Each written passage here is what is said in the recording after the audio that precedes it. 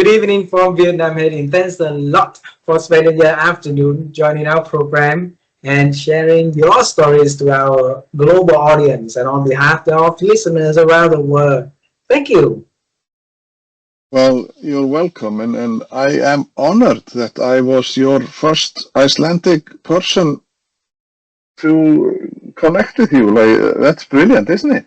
It is, and I didn't like I shared earlier on our conversation that 4.5 years ago when we started this program, we never know one day we'll be able to reach out to 100 countries, having deep conversation with amazing people, the people who want to change the world the way they do the world, right? And giving us so much of joy, of reflections, of things that we can contribute to the world through the works, and all started with an idea. All started with an idea, and we hope that idea we'll be able to multiply that ideas, that hope, or to many other people, so that we can go to 100 countries. They can go to 150. We can do 1,200. They can do 2,000, 5,000, 10,000. Limit is in the mind only. So thank you so much for helping us not only get to Iceland, also get into other countries and meet Marco also. So I appreciate that. Okay. Well, you're welcome. And a small Yes. idea, a small idea can grow into something big, because if Edison would not have had the idea of electricity, we would not have the light bulb or like whatever. So keep on trying. Like, if an idea is good, maybe it will work and maybe not. But your idea is working. So congratulations on that. Yeah, thank you. And then we first met through an idea of doing contributing to a global initiative that we started a couple of days ago, remember, where we shared something about superpower of women have and how they can leverage that.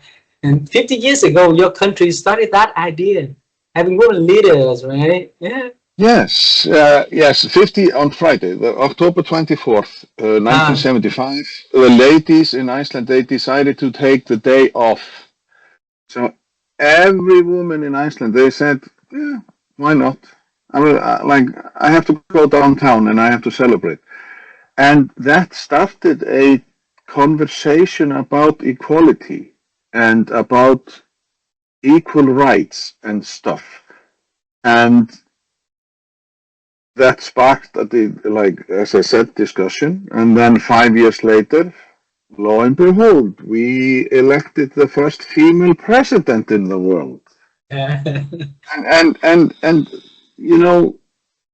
something like this is important, because it's not like we men, if we would die, me and my wife today, and they would open up our brain and take out the brain would be the same, isn't it? It is. Yes. So we why is it that we are not all equal? Why is it that we have to say that you can't or whatever? But this has resulted, it is a work in progress, but last year we elected our second female president of Iceland. Our prime minister last year is a female prime minister, and our bishop is a female. So the country is just a female-led country. So something happened. October 20th, we shared that video. October 21st, the world had the first Japanese prime minister. So Takaichi-san becoming the first ever, female prime minister in the country like Japan. You see the world is changing and changing and changing. It's crazy, right? It's beautiful to see it also. So it's not about, and it is not about if you can or can't. It's the question is, like I said in the video, and what I believe that a female touch is better, because this war thing everywhere and make this great again or whatnot, would women do it? Don't think so, because we have to live together.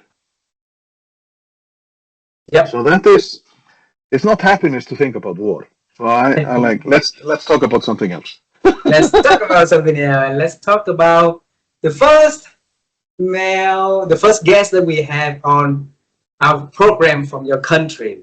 So Yes, conversation is all about you today in this conversation, right? yes. And you haven't been to our country, all right? So you have a new friend, new family here. If you, your wife, and your twin decided to travel to Asia and put Vietnam on the list, you know who to call. We have a lot of guests came here and they call us, and then we have a chance to meet them in person or somewhere in another countries. If we happen to meet each other, that would be wonderful. All right. Yeah. It's Hey. Asia is on my bucket list. So because my wife, she traveled to China because my sister-in-law, she was working in the Icelandic embassy in Beijing, in China. Oh, how So long my was that? wife, she worked there for 3 years, but she had to Oh, go back when COVID started. So, or else she would probably be still like she was lucky. She got home before the Chinese government closed the country, so she was able to travel. But my wife loved it. She loved the easiness. She loved the food, and she loved like what is there not to love? hey, see? So it is definitely on our bucket list to Yes, travel please, to Asia, and please. that's I think for everybody it is not, and people, young people, they tend to travel to Asia, and they get so inspired because there are so like your culture and your like how you do stuff and your buildings and your preservation of your history, and it's just okay. Granted that unfortunately, Vietnam was in the midst of something bad in the 50s, in the 60s and 70s. But you have risen, and that's good. So that makes you even more determined that you want to visit and go to Asia because you have something. You have something, and it's just. I think you spread something that is so good, and it's happiness. And then you've been doing the podcast for to happiness, right? So But we're gonna get there. Hold on for me. Hold on with me. All right. yes, I want to lead to something because here in our culture, your wife came to China, similar culture in here, but it's very honor. If we can have you to share a little bit about who you are and the work you do, so our audience get a little bit understanding about heading. yeah. Yes. So I am a 29-year-old man. I'm 58, but I feel like 29. So like Let's make it 29 then. age is just a number. But I am a social educator. I have been working with people since I was 23. I grew up in a home where my father was an alcoholic, and that, of course, defined me in that way that I didn't want to see anybody else suffer in a way, in a sense, because I wanted to be like, I was always happy. Um, but I don't know if the happiness was real because it was just a persona, isn't it? Like when you experience, but maybe down deep down, you are not that happy. But I met my wife. Next year we have been together for 40 years. So, like, yes, thank you. So I don't know much anything else, but she is my soulmate. She's my best friend and everything. And then we have had this unbelievable journey in life. We have both. My wife is a phys ed teacher. And I am a social educator. I took my MBAs when I came back. Finished my MBAs in 2014.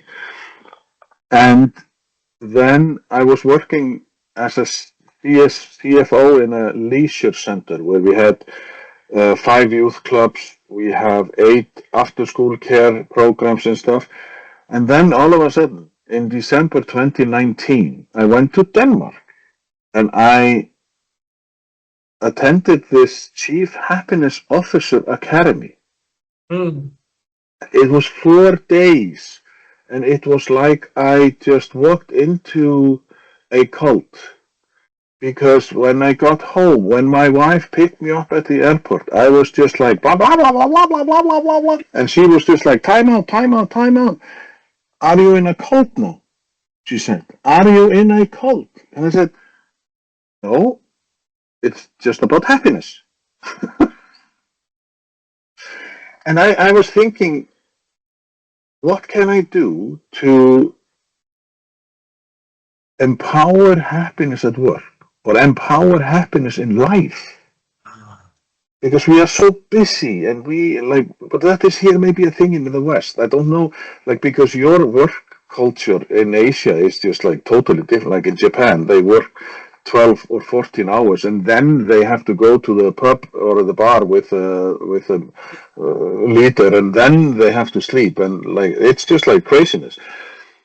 And then it happens in January or February 2020. I can't do this anymore. I can't do my job anymore. It's the same thing over and over and over. So I resigned. I handed in my resignation letter on February 14th of 2020. And now, what happened on March 15th, 2020? COVID-19. Like it had started, but like a month later, countries, they started to shut down, and they were just like, okay, what is happening? How do we do this? And I was offered many times to withdraw my resignation, but I was just like, no, I have to do this. I have to stay loyal. I have to stay true to myself. So 1st of June 2020, that was the beginning of my new life, and I slept like a baby for a whole month. I was so tired. And then 1st of July, I was just like, oh, this life is good.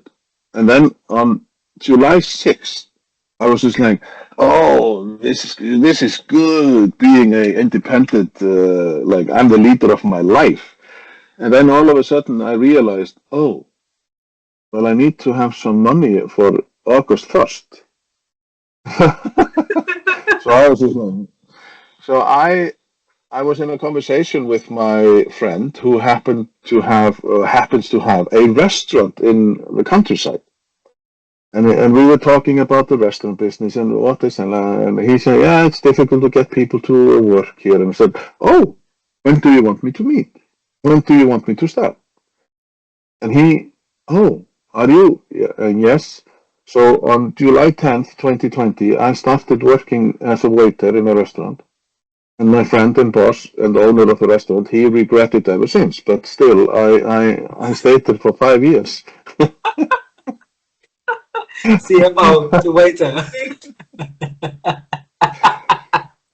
Well, as maybe you can gather that I'm not like the normal type. So I try to, when people come and they are so serious and they are coming for a good meal and they are coming for a good experience. Why are they like looking like they are in a hurry, or why are they on the telephone, or why are they gloomy? So I always try to lift the, like, so now you're here. Why are you here? Oh, you're from this country. Well, like, what is happening? Why? But then again, we had to close because of COVID and everything. But still, life is not that bad that we have to,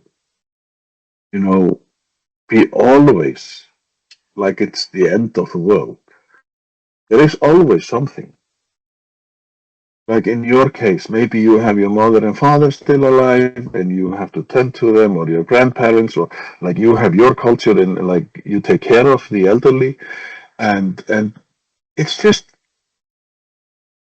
how can we see the good and a little bit of humor in everything that we do? And like happiness at work, I don't know in your if in your experience, because when we make mistakes, we go home and we are just like, oh, I made a mistake, and this will be this, and I will get like the leader will probably like scold me tomorrow, and yada, yada. Instead of being fearful of mistakes, we all do mistakes. Why not celebrate the mistake and say, okay, what can we learn about this mistake so we will not do it again? And and then there is always this thing about we are always rushing into, like, have a project, we are driving a project, then we finish the project, and then okay, tomorrow we have to start this. Celebrate the results, celebrate, and just take the day off, or like do something together that, you know, there is no rush. The next project will eventually come. And even though it's on the second day from the last project, you know, it's just like, how do you implement these kind of things? And it's just because results and relationships are the two biggest things, isn't it? We all want to make some good results in our work, but we also want to have some relationships at work. And we don't have to fear each other. We are all different. And we have to celebrate that we are. I'm so happy that everybody is not like me. Can you imagine if you had a whole Iceland looking like me, dressing like me, thinking like me? Ugh. That would be horrible. That would be horrible. Like, because we are all different, isn't it?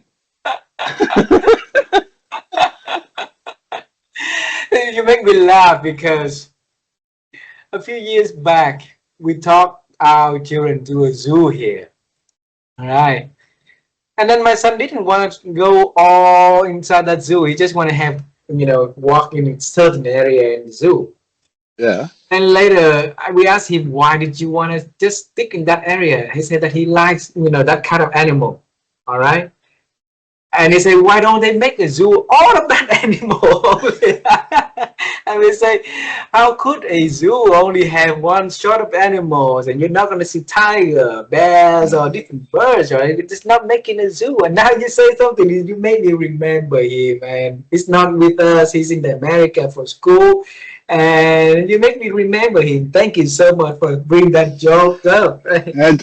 And also, when he grew older, then his interest shifted. So maybe the birds or whatever it was that he liked, all of a sudden he just wanted to see the tigers because there was something dangerous and there was something like or whatnot, isn't it? Because we are not, and that I think it's hard for us as parents to think that the children, they are going to be like 5-year-olds forever.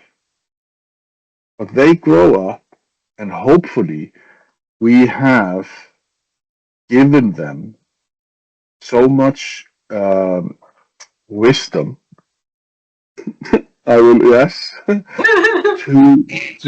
To figure out how to live and how to carry on the legacy of, like, oh, your grandparents, they did it like this, but you have always options. And as you say, like, and now your son is in the US and he is reading and he is studying, and then maybe he remembers this story, and then he realized, yes, this is called progress. Like, we have to evolve. There is nothing like, we can't stay, oh, the year 1970, that was a great year. And it's 2025. Like, you have to move on. You can't. Things evolve, and it's just like my father and mother. They were born in 1925 and 1929, And I remember when my father, we were talking about the internet. We have this thing in Iceland that you can look up relatives on the internet. You Yeah. have this database to see if you are related. And he said to me one day, ask the guy on the other side if John Johnson, he was, and I was like, what? No, what? No, there is no person sitting on the other side when I Google stuff. And there is no, like, it's not like Ha in Vietnam who is answering for me that John Johnson, he was born in 1853. But, you know, he didn't realize that the internet is data. So, and the thing is, when you go back and you think about my father and mother, they experienced the Second World War. They like there was South Korean War, no, the Korean War, the war in Vietnam, the telephone, the mobile phone, the TV was black and white, and then it was color TV. You know how technology, and now, like me and my wife, although we think that we are very much on top of things, we are just like, okay, what's this? What is happening? And the kids, our kids who are 25, almost 25, they are just like, you know, they are still, they are still rolling their eyes. Yeah. I don't know why. I don't know why.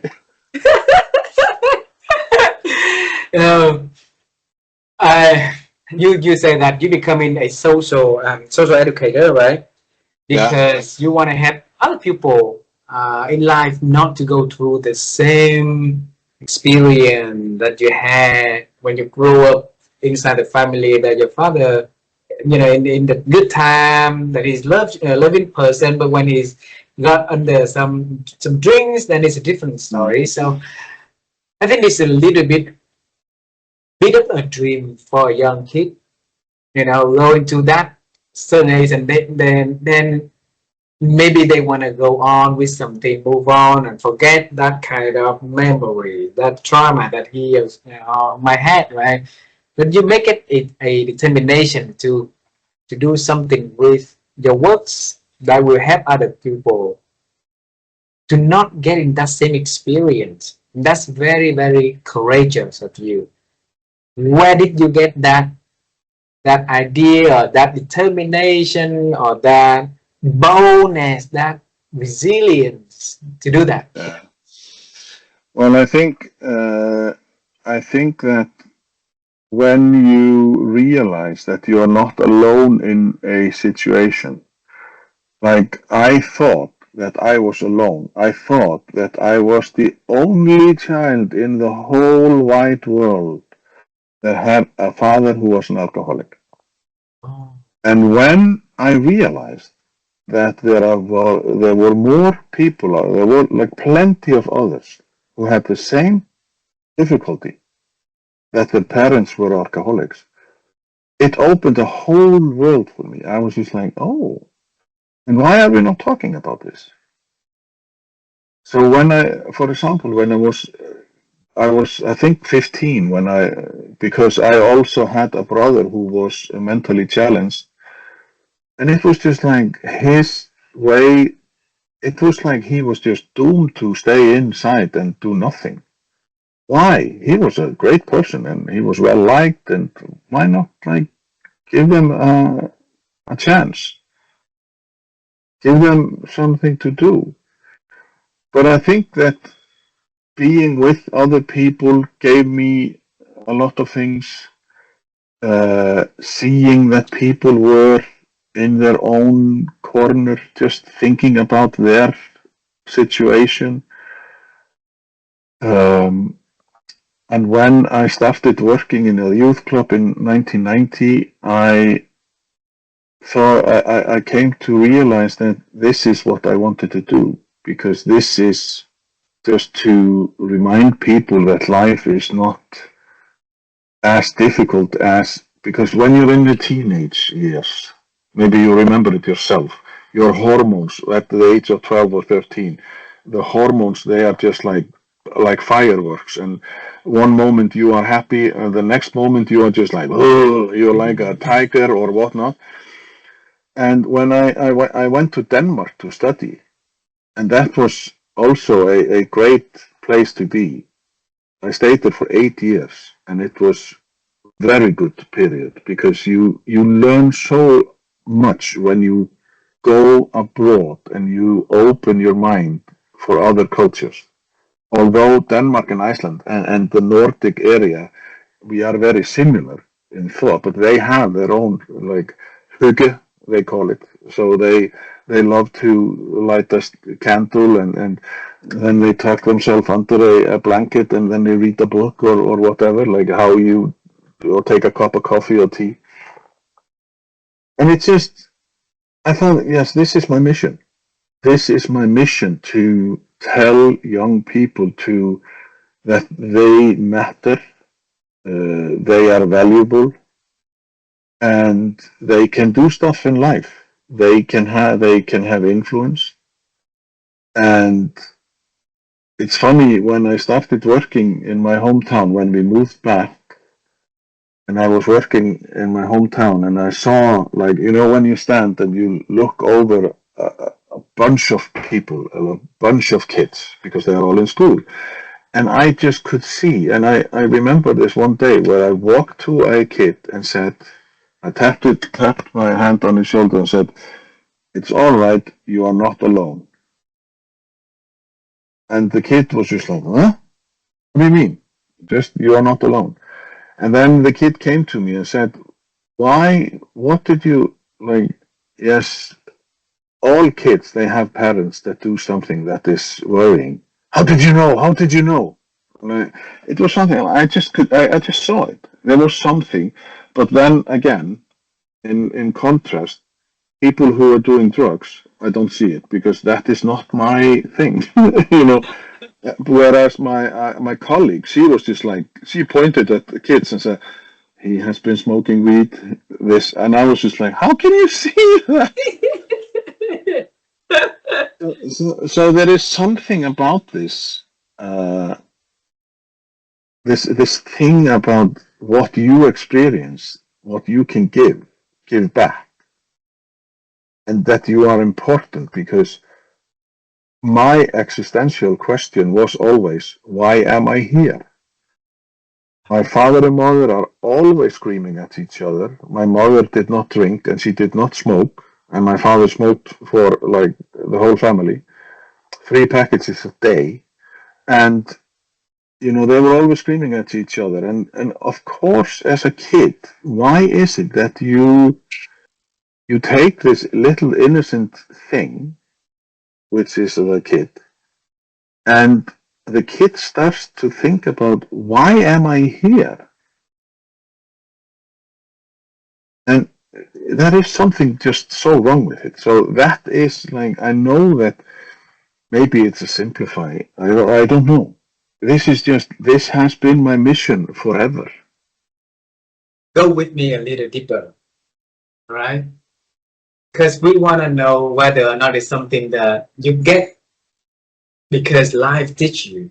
So the way it's nurturing, letting you to have that desire of doing something greater for other people, right? Or maybe it's a genetic way where you get it from your mom, your grandparents, your father, or somebody. So try to think where of that seed coming from. Yeah. Well, I know as much as I was 14 and I was going to be a global businessman in a shirt and a tie, study in Iceland, and then go to Switzerland and be a leader with a fat cigar and stuff. And I was like, yes, that is what I'm going to do. And then 2 years later, I was just like, who am I kidding? I hate bookkeeping. I hate numbers. I very much enjoy the company of others. So, but I think it is just watching my mother, maybe it's that, watching my mother taking care of my brother who was mentally challenged. the kindness, the goodness, what she portrayed. And so it's just, I don't know where it comes from. It's just, I feel maybe I was just like this forever, like the day I was born. Yeah. That was my role. Like, how can you tell? But take like many people say that they become doctors, lawyers, high-profile jobs because that is what is expected of them. It's a cultural issue, I know, in your country. Like, you have to take the legacy, like move on with the legacy. And then you realize when you get your own kids, or maybe at the age of 40, I wanted to be a painter. I wanted to be a sculptor, or I wanted to build houses. But you, regarding to this, I have a specific story because my father, he called me when I was in Denmark because I had to have this training practice, where they wanted to see if I was eligible for the social educator. So I had a practice work in a kindergarten, and my wife visited kindergarten. Kindergarten. And yes, and my wife, she visited me, and while I was working, and then she left home, and then my father called, and he said, and it was at midnight, and I knew that there was only one person who would do that, my father. And the first thing he says, "What is that your wife is talking about?" And I was just like, there are 3,000 kilometers between us. I don't know. My ears are not that big enough. I can't hear what she is talking about. And then finally he said, "Is it true that you are working in a kindergarten?" And I said, "Yes, because that is a part of the program, a part of my studies. They want to see if I am qualified." "Well, you can go into your room, you can pack your stuff, and you will come home tomorrow." My response was, "Okay, Father, let me tell you this. I'm doing stuff that I love. And if 20 years from now, I will be still working as a social educator in a kindergarten, and if I'm happy, then I'm happy. Like, that is the mission. Because maybe in 20 years' time, you will be in the grave. So I don't care what you are saying. This is my life. You are not dictating what I am going to do." And then 4 months later, I had another training session, and I was working in the mental health area. Totally different. He is working with mentally disturbed people. But the thing is, if you have, I think, but of course it depends on, I had the bravery to say no to my parents. I was that independent that I could say, this is my life, and I am going to do what my dreams are about. So maybe it has been inside of me all these years. I don't know, but it's difficult to say how. No. Like, maybe it's learned. Some of it is learned, definitely, because if you are born and you are a blank canvas, then of course you learn stuff and you soak in. Maybe I decided when I was a toddler to only take in the goodness of people. I can tell. We talked about it earlier. See, it's pretty. Sometimes you don't have to see a person. Like, if you can't even words that the person uses, the respond way. There's a lot of signs that you can read in silence, right? Like that little kid that you touching his shoulder and he say, there are people like you, you're not alone, right? Because you're watching, you're observing, you care, and you read the signs that help you to find the compassion, the connection that help him. Maybe in his life, nobody says so, right? Maybe Mm. that little word that didn't mean anything, but it gave him the comfortability to walk in the challenging life that we are having, right? And of course, you know, there's a post-trauma syndrome, and also there's a called post-trauma growth, the PTG, right?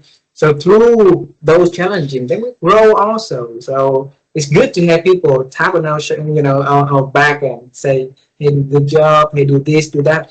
Let me bring you to December 2020. No, December 2019. Yes, we Chief Yeah, Happiness Officers yeah. Academy. You not came. Your wife said it's cold. Yeah, she So, was a little bit. She was a little bit stressed when I was just like. but you look at it. You look at your life. Well, at young age, you went to Denmark. You came back and changed man, a changed man. And that 2019, you came to Denmark again for another program. You came back a changed man, right? I think that inside of you, it was a constantly quest for answer, constantly quest for finding something. So you keep going out to look for insights, to go back in and things like that. And you open the reservoir, the head, the heart, the guts for you to explore, to try to find that a piece of change that can transform you. And here's the question, because here's why I asked this question. Throughout the years that I've been interviewing amazing people, I see one thing that very easily see in every, amazing people. They're very open to newness.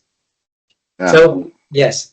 And for a very long time, I asked my wife, there's a lot of training on change management. There's a lot of materials and research on positive psychology, on self-help and stuff like that. Why is that so hard for people to change? Why people are afraid of changing? And then organization, the same organization, investing money after money after money on change and help people cope with change. People didn't, it's hard for them. And the next year, change management courses again, training again. So what we're missing?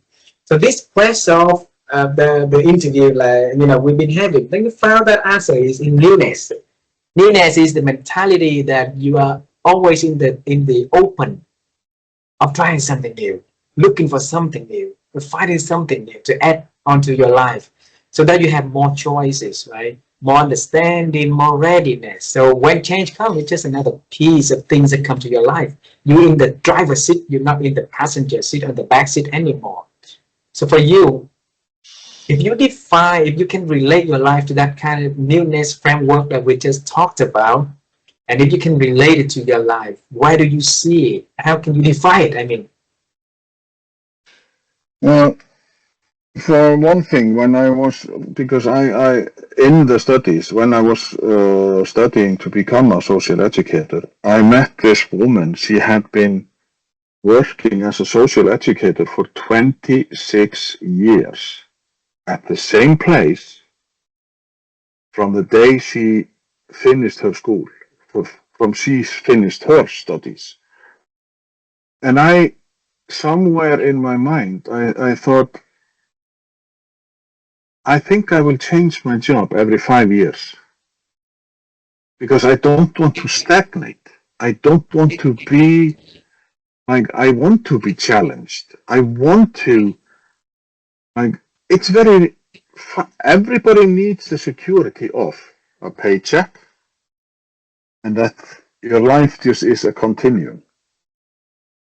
I think we have, as a human persons or human beings, we are having difficulties of embracing newness or new things. And new things or changes that, or if there are changes, for example, in the workplace, people tend to, it's like they own the company or they own the work instead of maybe saying, okay, I'm not fine with this, I'm not okay with this, but I want to see where this is going. And if you still don't like it, search for another job. I think sometimes we go into this safe mood. Like I remember, like my life, you can divide it before kids and after kids. And now they are 25. They are on the world. Like my daughter, she has moved out. She has bought a flat and whatnot. My son is in the midst of like going further. Like he is. And then me and my wife, we all of a sudden have to look at each other and say, okay, so who are we now? This is new, and we have to embrace our future, because hopefully, as we mentioned with the kids, that we have given them a lot of wisdom to do good on their own. But I think it's and we started both. Like my wife, she is very much into sustainability, upcycling clothes. She has been, like, as I mentioned, we have been almost together for 40 years. So, like, we know, like, we can finish each other's sentences, if you like. But I think that people, if there are too much changes, then it's like a volcano. Like the volcanoes here in Iceland, they have disturbed so many lives, and people don't like it. What is it with this earth? Why is it like spewing up this magma, and what is happening? Why? And I think that is something that we here in Iceland, we just like, you can't force nature to do what we want them to do. Nature just does what nature does, and we have to live with it. But I think that we are afraid, because when we have had, like, if you have been working for 10 years at the same company, and then some new leader, some new young hotshot, as the elderly would be saying, and like, oh, we have this idea of doing this and that and that. People start to like, oh, there is something like, yes, and they don't like it.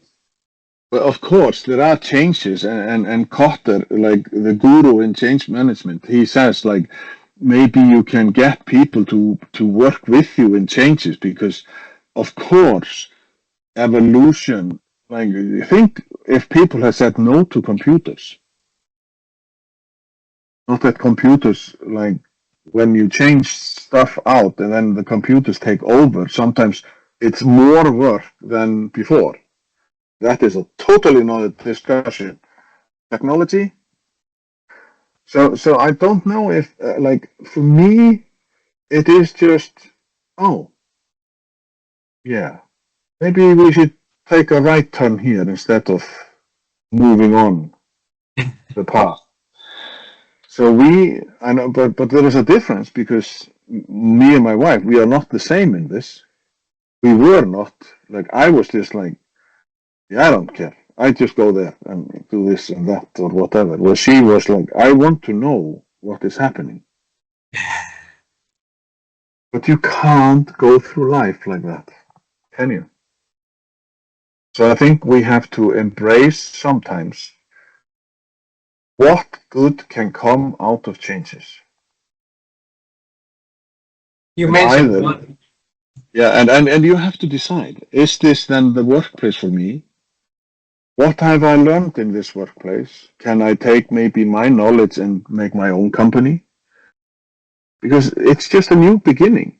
What can you do? What are you like? And you have to, because I could have walked around, and I did for a period, like for many years, that if something happened, the excuse was always, well, I am a kid of an alcoholic. My father was an alcoholic. That's why I.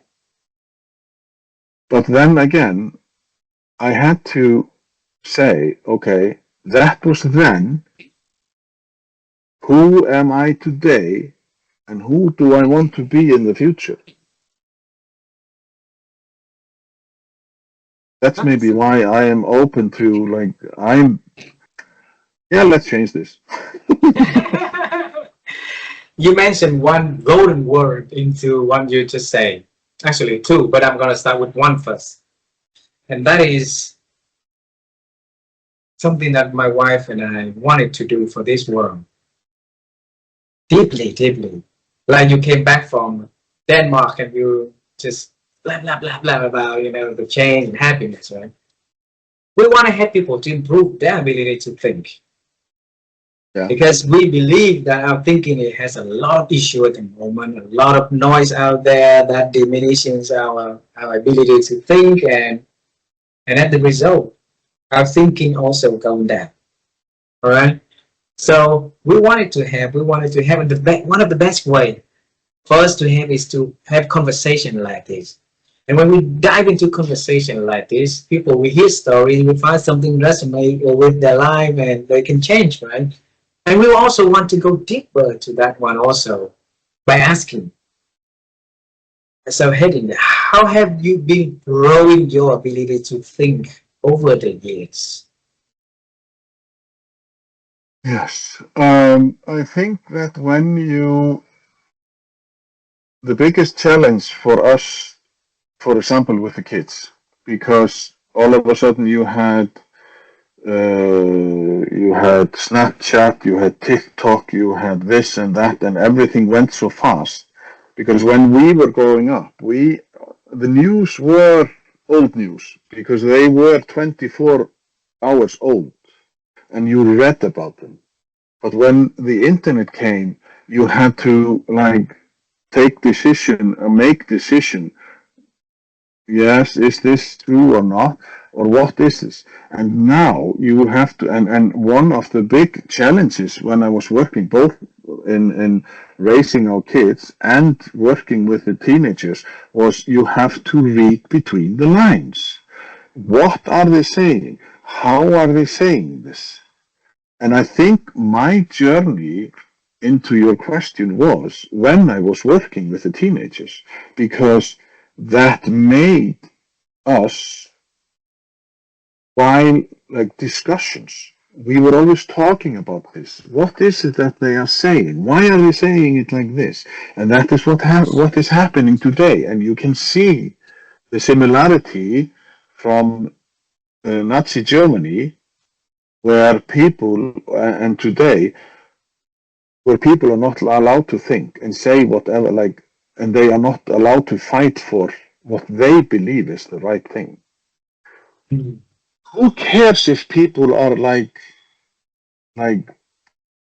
gay or lesbians or whatever? I'm of the age that for me, a human being is a human being, and I treat that human being with respect, and I expect that the human being treats me with the same respect as I show them. Wow. Why does it matter if you are trans or whatnot, as long as you have a brain and you have a mouth and you treat other people with respect? I can be so pissed when people are like, oh, they don't deserve to live. What? But I think as much as I was the teacher when I was working with the teenagers, they taught me a lot, because you realize that we are not one size fits all. We are not white, we are not black, we are not brown, we are all sorts. And by listening to people, then you realize, let's take your mother. She is a poor woman. She grew up in a village which was very much poor after the war, and but still, her main mission in life was to get you and your sister an education, because education is the way out. But if she would have said, oh, it's so difficult, I can't do this, then you would have learned the same thing. And utmost respect for your mother. Utmost respect, because you are not defined by your past. It's what you make of the future that matters. And I think that in this whole thing, because I loved working with the teenagers, because I could laugh, I could be serious, I could be mad, and I could be glad, and we just discussed a whole lot of things, and they challenged me. Why is it that this is like this? And then I had to, pull up my things that I had in my brain. What did my father say about this? What did my mother say about this? If you're challenged, then I'm not telling, you can have your own ideas about life and how things should be, but treat others with respect. Mm. Yeah. And learn and be open and just give people a hug. Yes. I give all of you a hug when you come here. Two last questions for this conversation, right? But you were mentioning about inspiring conversations, because I think you are forgetting something. The podcast. The podcast. Yes, the inspiring conversations. I had to remind you of the podcast, why I'm doing it, right? Yes. The to happiness. Yes. So yes.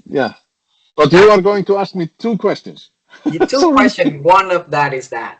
All right. Ah, okay. So you I was just see. You see, you were thinking that I forget. Yes. And I'm not. Because you started that podcast to happiness, right? Yes. I think it's important because you've been trying to find an answer for so long. Now you bring voices from around the world through what you do to bring it in and sharing it. So teach us, how all of this happened, and how do you feel about doing this? Because I was in this cult, after the Chief Happiness Officers Academy, we had this community of people who were together in this mission, as we could call it. And when I was figuring out life, when I had resigned, I decided, because I had podcast in Icelandic, because I love the medium. I love the media of podcast. So I decided to make a tribute to happiness at work, or a tribute to happiness. That was the name of the podcast which I started. And I got people all over from the community to talk to them, and it was just 30 minutes, and they had to answer 3 questions. What is tribute? What is happiness at work? What is happiness in life? And what is happiness at home? Wow. 3 questions. This was the main thing.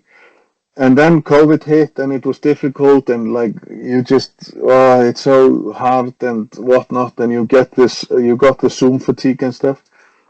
And then last year, 2024, we have something called International Week of Happiness at Work, the last weekend of September each year. And people can participate if they want. They can do whatever they like. There is no formal, you have to do this or that. You just do what you think is right. So after I had 10 interviews, 10 live interviews. Live? Yes, live. And 5 in the morning and 5 in the afternoon.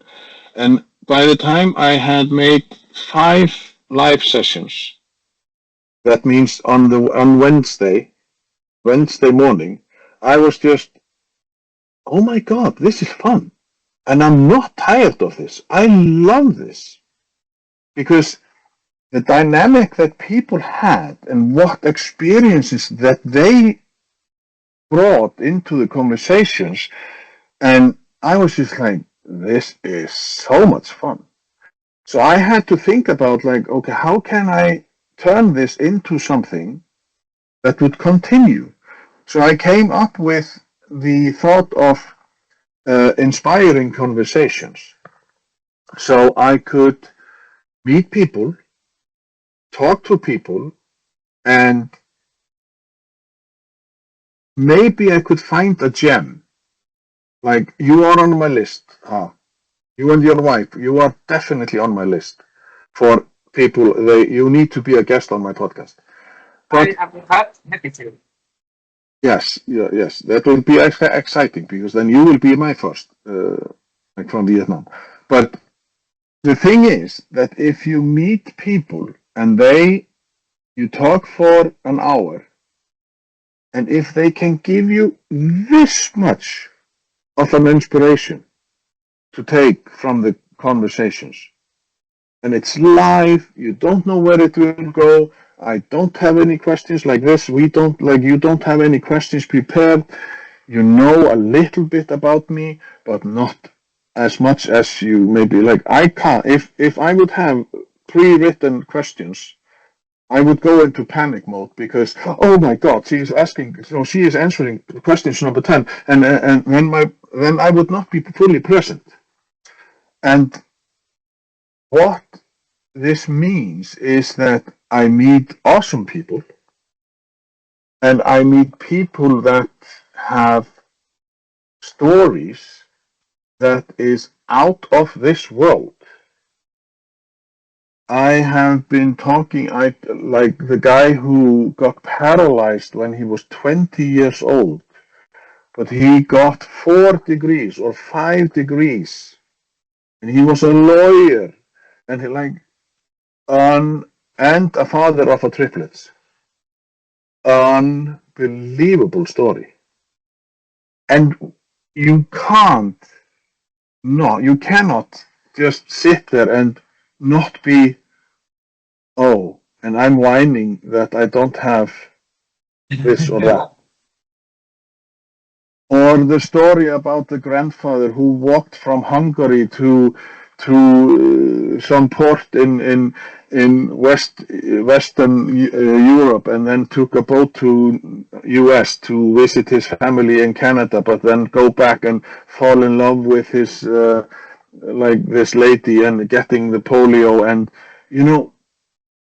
wow, there are so many stories that you can be inspired by. I would love to join your show. And it's a voice from Asia, right? While we are in here, let me take a photo. I'll send it to you together, okay? Yes. You just wait for me because I'll tell you later. Smile, okay? I'm always smiling. Okay. Give me 1 second. I'll still do a video.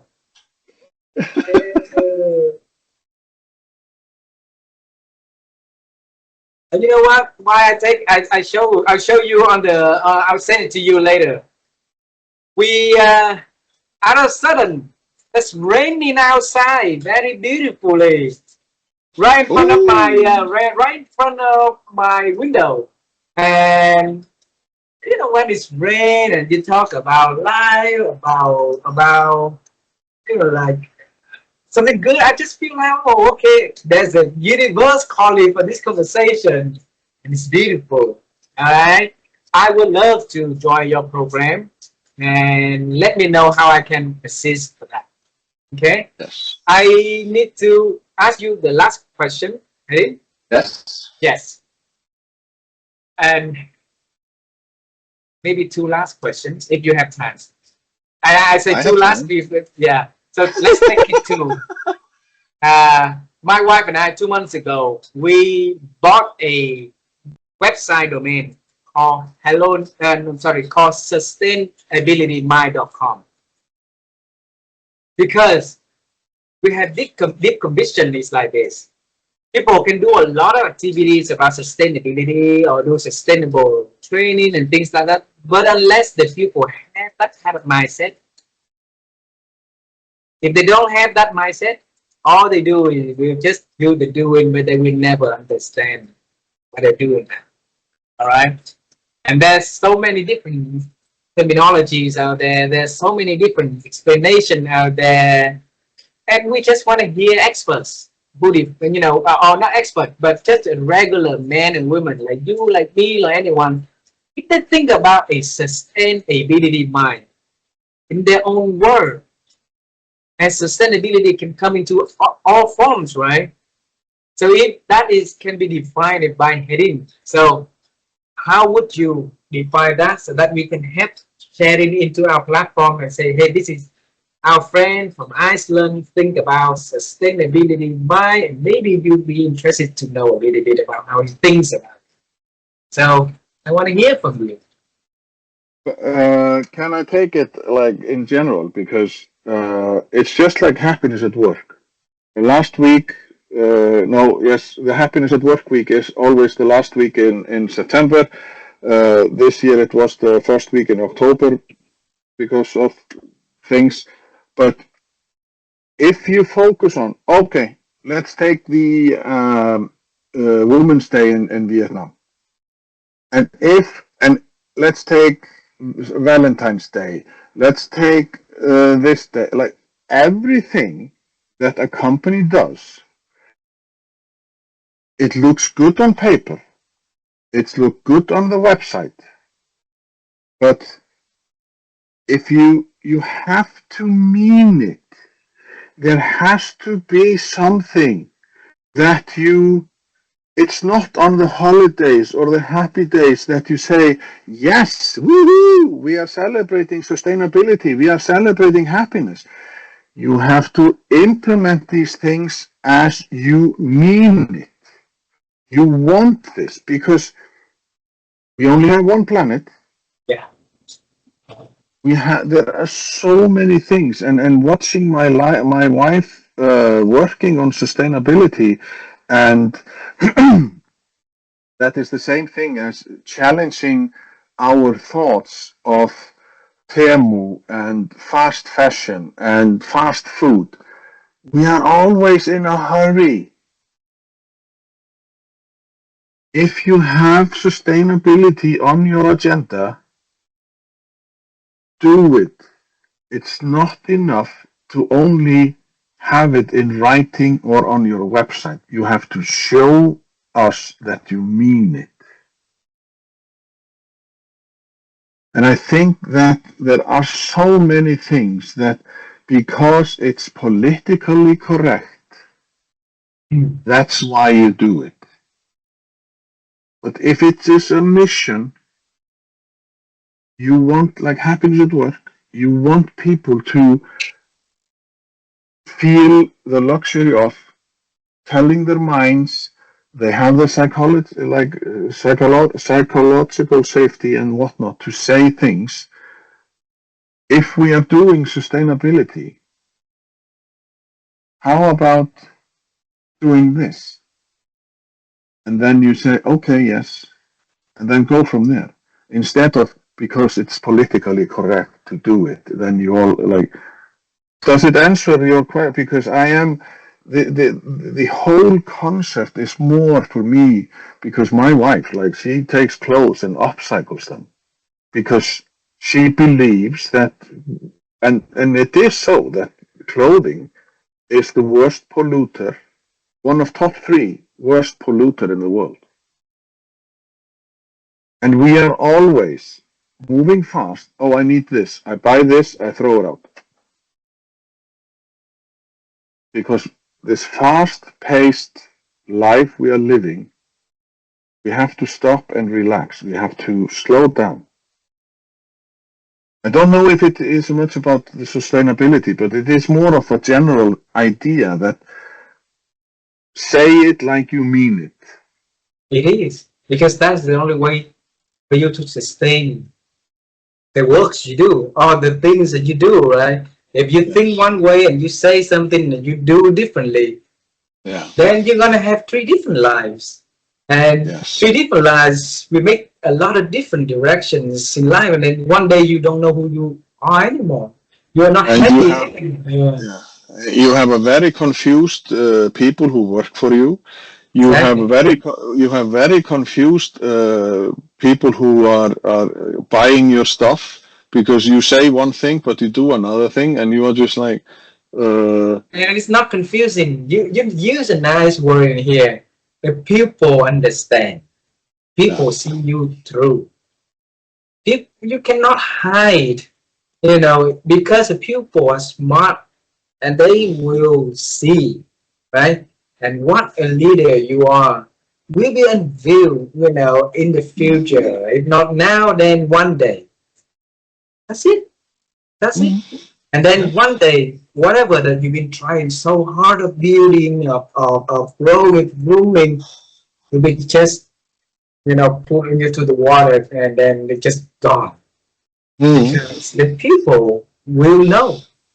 And will, you know, they're your legacy build, just, you know.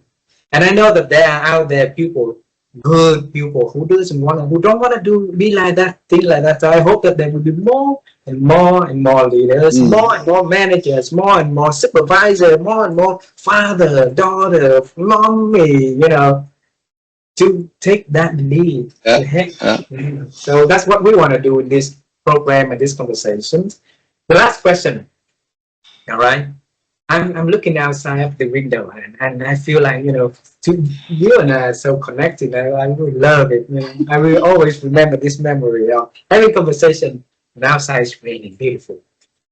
Last question, I want to bring you to one of the nights when you were little. So your father was gone, and you did not have a pleasant, you know, time because of that. And you and me gonna tap on your shoulder. We are going to tap on that little Heddinn's shoulder, and you're gonna tell him about your future, about his future. Some advice and wisdom, something just short you wanna tell him. What is that you're gonna tell him?